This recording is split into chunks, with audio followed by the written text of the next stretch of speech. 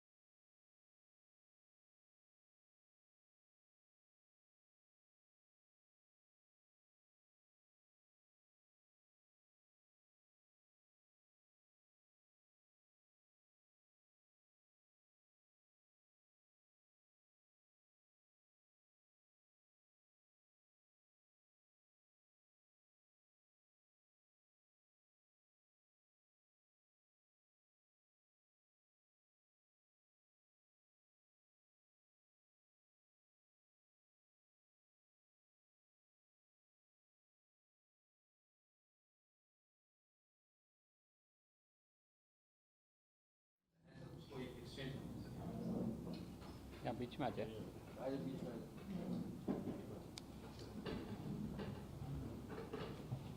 इधर अरविंद सब इधर शशि आइए। आइए, आप इधर आइए। अब आप लोग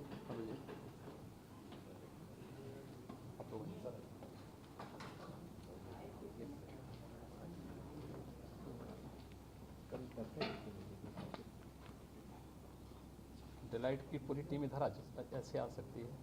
हाँ, इधर आप लोग और इधर अंदर आ सकते हैं, अंदर वो घुस सकते हैं, कोई दिक्कत नहीं। हाँ, एक्सचेंज कर सकते हैं आप लोग।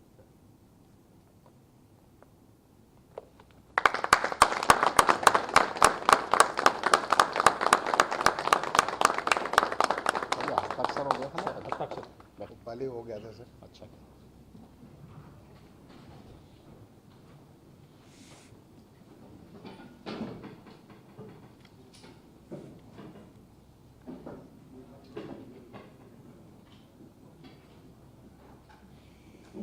मैं अब अपने मार्गदर्शक एवं जिनकी ऊर्जा और जिनके दृढ़ संकल्प के कारण से हम सभी लोग आज यहाँ पर बैठे हुए हैं, मैं अपने परम आदरणीय माननीय मुख्यमंत्री जी का अनुरोध करूंगा कि सर हम सभी को आशीर्वचन के रूप में बताएं, गाइड करें।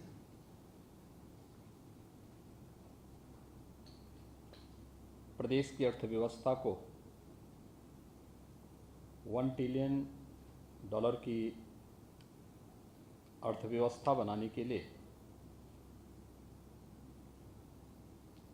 चयनित कंसल्टेंट डेलाइट इंडिया के साथ अनुबंध पर हस्ताक्षर के लिए आयोजित आज के इस कार्यक्रम में प्रदेश के मुख्य सचिव श्री दुर्गा शंकर मिश्र जी, प्रदेश के कृषि उत्पादन आयुक्त श्री मनोज कुमार सिंह जी, औद्योगिक विकास के आयुक्त श्री अरविंद कुमार जी, अपर मुख्य सचिव मुख्यमंत्री कार्यालय श्री SP गोयल जी, हमारे अपर मुख्य सचिव वित्त प्रशांत त्रिवेदी जी, अपर मुख्य सचिव सूचना और MSME श्री नवनीत सहगल जी, नियोजन विभाग के सचिव श्री आलोक कुमार जी, डेलाइट इंडिया के प्रेसिडेंट श्री रोमल सेट्टी जी, डेलाइट इंडिया से जुड़े हुए सभी प्रतिनिधिगण, मुझे बहुत प्रसन्नता है कि आदरणीय प्रधानमंत्री जी के देश की अर्थव्यवस्था को $5 ट्रिलियन की इकोनॉमी बनाने के संकल्प के साथ जुड़ने के लिए उत्तर प्रदेश उस संकल्प का एक महत्वपूर्ण सहयोगी राज्य होने के नाते उस दिशा में कदम बढ़ा रहा है और इसके लिए कंसल्टेंसी एजेंसी के रूप में डेलाइट इंडिया का चयन हुआ है और आज उत्तर प्रदेश शासन और डेलाइट इंडिया के बीच में एक MOU यहाँ पर हस्ताक्षरित हुआ है। मैं इसके लिए नियोजन विभाग को और डेलाइट इंडिया को हृदय से बधाई देता हूँ और इस पूरे अभियान के प्रति अपनी शुभकामनाएं भी देता हूँ। उत्तर प्रदेश एक अनंत संभावनाओं वाला प्रदेश है। उत्तर प्रदेश की जो पोटेंशियल है उसको कभी भी सही मायने में आगे बढ़ाने का प्रयास ईमानदारी के साथ नहीं हो पाया। मेरा एक संकल्प शुरू से था कि हम उत्तर प्रदेश के अंदर सब कुछ कर सकते हैं और उन संभावनाओं को ही आगे बढ़ाने के लिए हम लोगों ने विगत 5 वर्ष के दौरान उत्तर प्रदेश की अर्थव्यवस्था को लगभग दोगुना किया है। या तब जब दुनिया की सबसे बड़ी महामारी कोविड-19 को सफलतापूर्वक मुकाबला करते हुए हम लोगों ने अपने यहाँ कोविड के पॉजिटिविटी रेट को, CFR को न्यूनतम रखते हुए यहाँ के प्रत्येक नागरिक को महीने में 2 बार फ्री में राशन भी उपलब्ध करवाया। लेबर क्लास जो हमारे यहाँ का था या बाहर से भी जो लोग आए थे, उन्हें हम लोगों ने राज्य की ओर से यहाँ पर अनेक प्रकार की सुविधाएं देने का कार्य भी किया है। हम मानते हैं कोविड-19 ने पिछले 2 वर्ष के दौरान हमारी गति को थोड़ा ब्रेक देने का काम जरूर किया, लेकिन वह थमा नहीं था। और मुझे प्रसन्नता है कि हमारी पूरी टीम ने कोविड के दौरान भी, अगर लॉकडाउन को छोड़ दें तो हम लोग कभी बैठे नहीं थे। हमारे कार्यालय बंद नहीं हुए, मंत्रियों के दौरे और अधिकारियों के दौरे लगातार चलते, उस दौरान भी चलते रहे। हमारे जितने भी कंस्ट्रक्शन के वर्क थे वह कोविड-19 के दौरान भी बंद नहीं हुए, और हम लोगों ने अपने औद्योगिक इकाइयों को भी इस दौरान बंद नहीं होने दिया था, क्योंकि हमारे पास एक बहुत बड़ा लेबर क्लास था। अगर ये सब बंद होती तो उनके सामने संकट खड़ा होता, लेकिन हम करते रहे, लेकिन अर्थव्यवस्था पर असर तो पड़ा था। उस सब के बावजूद उत्तर प्रदेश की अर्थव्यवस्था को हम दोगुना करने में सफल हुए, और इसलिए मेरा मानना है कि 21-22 लाख करोड़ की अर्थव्यवस्था वर्तमान में उत्तर प्रदेश की है, और इसे 80 लाख करोड़ की अर्थव्यवस्था बनाना है। अगर हम 3 वर्ष, अब कोविड-19 को मैं अगर इसे माइनस कर लूँ तो 3 वर्ष का ही समय हमें उत्तर प्रदेश के लिए मिला था। 3 वर्ष में हमने उत्तर प्रदेश की अर्थव्यवस्था को दोगुना किया है, तो कोई कारण नहीं कि अगले 3 वर्ष में हम 22 लाख को 44-45 लाख तक न पहुंचा दें, और अगले 2 वर्ष के दौरान 80 लाख की अर्थव्यवस्था उत्तर प्रदेश को न बना दे, इसमें कोई संदेह नहीं होना चाहिए। मैं आज भी इस बात को मानता हूं कि हमारे पास देश की सबसे फर्टाइल लैंड है, हमारे पास सबसे अच्छा जल संसाधन उत्तर प्रदेश में है, सबसे अच्छा यूथ हमारे पास मौजूद है, जो यहाँ पर CR सेठी जी ने अपने उद्बोधन में कहा भी, हमारे पास मौजूद है। हमारे पास बेहतरीन कनेक्टिविटी है। पिछले 5 वर्ष के दौरान हमने इंफ्रास्ट्रक्चर पर ध्यान दिया। 5 एक्सप्रेसवे उत्तर प्रदेश के अंदर एक साथ बन रहे हों, एयर कनेक्टिविटी बेहतर हुई हो, inland water way Uttar Pradesh से वाराणसी से हल्दिया के बीच में प्रारंभ हुआ है, और भी अन्य अनेक इंटरस्टेट कनेक्टिविटी 4 लेन के साथ जुड़ी है। MSME सेक्टर में 1 डिस्ट्रिक्ट 1 प्रोडक्ट देश के अंदर आज यह अपने आप में एक बहुत अच्छी योजना चल पड़ी है। इसने हमारे एक्सपोर्ट को बढ़ाया है। ये बहुत सारी संभावनाएं यहाँ पर हैं, और मुझे लगता है कि हम इसको अचीव कर सकते हैं, कोई इसमें संदेह नहीं होना चाहिए। और मुझे प्रसन्नता है कि आपका अनुभव का लाभ हमें मिलेगा। वैसे भी एज ए कंसल्टेंसी एजेंसी के रूप में आपका चयन हमारे लिए बहुत महत्वपूर्ण है, और राज्य की दिशा से हम लोग आपके अनुभव का लाभ इस दिशा में ले पाएंगे। और हम लोगों ने इस दिशा में पहले से कार्य भी प्रारंभ किया। हम लोगों ने यहाँ पे नई सरकार का गठन होने के साथ ही सभी हमारे जितने भी 80-85 विभागों के प्रेजेंटेशन हम लोगों ने किए थे, और उसको 10 सेक्टर में हम लोगों ने विभाजित किया है।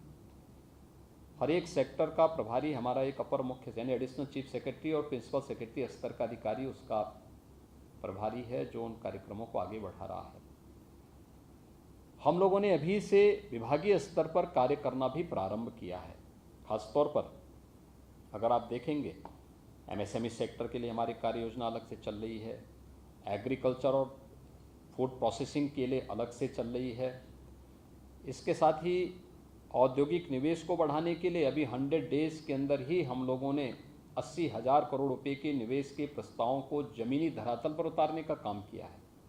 ये सफलतापूर्वक हुआ है। लगभग 50,000 करोड़ रुपए के प्रस्ताव हमारे पाइपलाइन में है, जिसे हम कुछ पॉलिसीज में कब हम यहाँ पर इंतजार कर रहे हैं, उसके साथ ही हम उसे भी जमीनी धरातल पर उतारने में हमें सफलता उसके साथ ही प्राप्त हो जाएगी।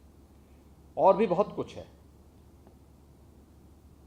और इस दृष्टि से इन सभी संभावनाओं के लिए उत्तर प्रदेश की हमारी मशीनरी भी तैयार हो। आपका सहयोग होगा, आपके अनुभव का लाभ यहाँ पर प्राप्त होगा, तो निश्चित ही हम इसे प्राप्त करेंगे। आदरणीय प्रधानमंत्री जी के विजन के अनुरूप उत्तर प्रदेश को $1 ट्रिलियन की इकोनॉमी बनाने में हमें सफलता प्राप्त होगी, और इसमें कोई संदेह नहीं होना चाहिए। हम इस दिशा में तेजी के साथ आगे बढ़ने के लिए अपनी पूरी ताकत के साथ कार्य कर रहे हैं। अभी हम लोगों ने उन क्षेत्रों में भी काम करना प्रारंभ किया है, खासतौर पर जो हमारे एस्पिरेशनल क्षेत्र थे। खासतौर पर पहले नीति आयोग ने देश के अंदर जिन 112 एस्पिरेशनल डिस्ट्रिक्ट को चयन किया था, उनमें से यूपी के 8 थे। अगर आप आज नीति आयोग के एस्पिरेशनल डिस्ट्रिक्ट की सूची में देखेंगे तो जिन 20 जनपदों ने देश के अंदर सबसे अच्छी प्रगति की है, उनमें से उत्तर प्रदेश के 8 जनपद हैं जिन्होंने बहुत अच्छी प्रगति की है। और यही नहीं, हम लोगों ने उसके साथ ही हमारे पास कुल विकास खंड की इकाइयाँ 826 हैं। हमने 100 विकास खंड एस्पिरेशनल विकास खंड के रूप में चयन करके उस पर भी अपने कार्यक्रम को आगे बढ़ा दिया है। ये सभी प्रक्रियाएं तेजी के साथ आगे बढ़ रही हैं। आप अपना जो भी कंसल्टेंसी आपकी होगी, उसका उपयोग हमारे प्रशासनिक मशीनरी के लिए बहुत उपयोगी साबित होगा। इसे इम्प्लीमेंट कैसे करना, इस पर भी आपका सहयोग हमारी मशीनरी आपके साथ लेगी। और मैं चाहूँगा कि जो पहला प्रेजेंटेशन आपका हो, पूरी तैयारी के साथ हो, अच्छे थीम के साथ हो।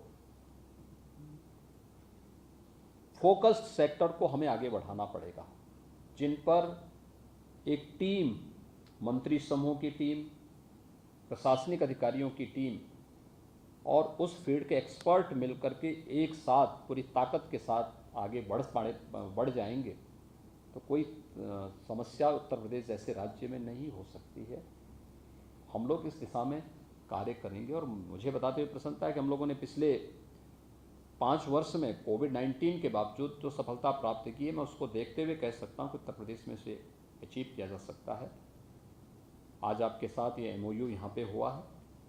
मैं आपको इस बात के लिए आश्वस्त करता हूँ कि राज्य सरकार पूरा इसमें सकारात्मक योगदान देगी, और हमारी ये टीम इसने कोविड-19 जैसी विपरीत परिस्थितियों से राज्य को उभार करके आगे बढ़ाया है, और आने वाला समय हमारे लिए काफ़ी अनुकूल समय होने जा रहा है।